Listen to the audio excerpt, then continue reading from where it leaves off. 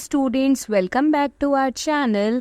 Kindly show your love, please like, share and subscribe the channel, and don't forget to hit the bell icon so that you never miss any video. Let's get started.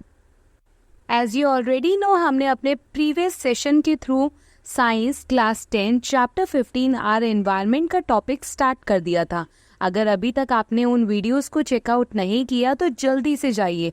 आपको channel पर playlist मिल जाएगी ताकि आपको इतना ढूंढना ना पड़े और आप इजीली अपना बिना टाइम वेस्ट करे चैप्टर को समझ पाएं. So are you interested? Okay, let's get started. Question is why natural ecosystem is more stable than artificial ecosystem. Natural ecosystem जो nature establish करती है ecosystem जिसमें बायोटिक एंड एबायोटिक कंपोनेंट होते हैं उसे हम नेचुरल इकोसिस्टम कहते हैं. और आर्टिफिशियल इकोसिस्टम जो होता है उसे मैन मेड इकोसिस्टम कहते हैं. बेसिकली जो मैन यानी कि ह्यूमंस जो हैं एस्टैब्लिश करते हैं उसमें बायोटिक एंड एबायोटिक कंपोनेंट्स होते हैं. तो इकोसिस्टम में बायोटिक एंड एबायोटिक कंपोनेंट्स तो होंगे ही होंगे. अब नेचुरल इकोसिस्टम ज़्यादा स्टेबल होता है as compared to artificial ecosystem.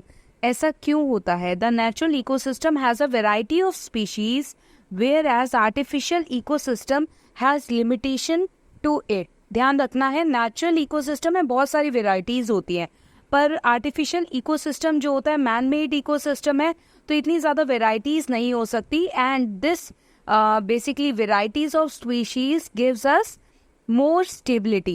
The next point is the natural ecosystem is more complex and contains more natural factors. ज़्यादा complex होता है क्योंकि ज़्यादा species है, ज़्यादा varieties of species है और natural factors की presence ज़्यादा होती है जिसकी वजह से वो ज़्यादा complex है as compared to artificial ecosystem. The third point is The natural ecosystem is maintained by nature. Natural ecosystem जो है nature maintain करता है. Whereas artificial ecosystem is human made. So the natural ecosystem is naturally sustainable and stable.